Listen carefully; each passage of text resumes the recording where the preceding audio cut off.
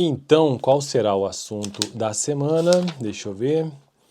No vídeo passado eu tratei sobre o argumento ontológico, né? Bom, hoje eu quero tratar sobre o argumento... Acho que eu farei uma breve revisão de todos os 4 argumentos que tentam, né, os argumentos da existência de Deus, tá bom? Então, o primeiro deles é o argumento cosmológico, depois o argumento teleológico, o argumento antropológico e o argumento ontológico. Um vídeo bem rápido, bem simples, sobre doutrinas bíblicas, especialmente sobre a doutrina teologia, que se preocupa em estudar Deus, basicamente. Então, o argumento cosmológico primeiro diz o seguinte: quer substância, quer fenômeno, tudo que começa deve sua existência a alguma causa produtiva. Então esse argumento basicamente se resume a isso. O argumento cosmológico é que tudo precisa ter uma causa produtiva. É isso que significa de modo bem simples. Bom, o argumento teleológico, então repetindo, o argumento cosmológico é que tudo precisa ter uma causa produtiva. Tudo começa de alguma maneira. Deve a sua existência a alguma causa produtiva. E essa causa produtiva tem uma ligação direta com algo que seja eterno e autoexistente, basicamente.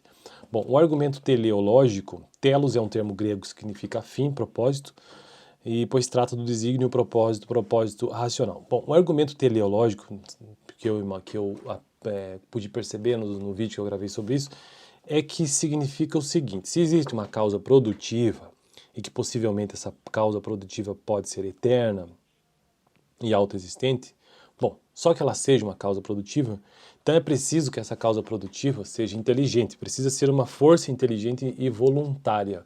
Então, uma causa produtiva que seja inteligente e voluntária. Então, o argumento cosmológico é a causa produtiva, e o argumento teleológico é que existe uma força inteligente e voluntária. Bom, e em terceiro lugar, o argumento antropológico tem a ver com a argumentação moral. Ou seja, que existe uma condição moral e mental no gênero humano quanto à existência de um autor. Mesmo aqueles que negam isso, lá no fundo, bem no interior do ser humano, sempre existe uma espécie de fagulha de Deus. Ou seja, existe uma condição moral e mental do gênero humano quanto à existência de um autor. É basicamente isso, tá bom? Então é um argumento antropológico que o ser humano nasce com essa noção de bem e mal e tem essa noção, né, do que seja certo, o que seja errado, ou seja, a condição moral e mental do gênero humano quanto à existência de um autor. E por fim, o quarto argumento é o argumento ontológico. Segundo Antônio Gilberto, ontologia é o ramo da filosofia que investiga, né, teoricamente as características fundamentais do ser. Onto é um termo que significa ser, equivalente à substância ou essência. Apresentado sob 3 formas, esse argumento insere a existência divina a partir de ideias abstratas e fundamentais da mente humana. Então, essa argumentação ontológica tem a ver, segundo Samuel Clarke, espaço e tempo são modos de existência e são respectivamente infinitos e eternos. Portanto, certamente há um ser infinito e eterno que subsiste em tais modos. Descartes, a ideia de um ser infinito e perfeito não pode ser derivada das coisas imperfeitas e finitas. Assim, deve haver um ser infinito e perfeito, qual é a sua causa. Anselmo, temos a ideia de um ser absolutamente perfeito, porém a existência é um atributo da perfeição. Deve existir um ser absolutamente perfeito. Então esse argumento ontológico é nada mais do que esse questionamento que o ser humano tem dentro de si e que ele consegue chegar a essa conclusão, é a abstração, na verdade. Ele consegue chegar à conclusão de que deve existir um ser absolutamente perfeito. Deve haver um ser infinito e perfeito.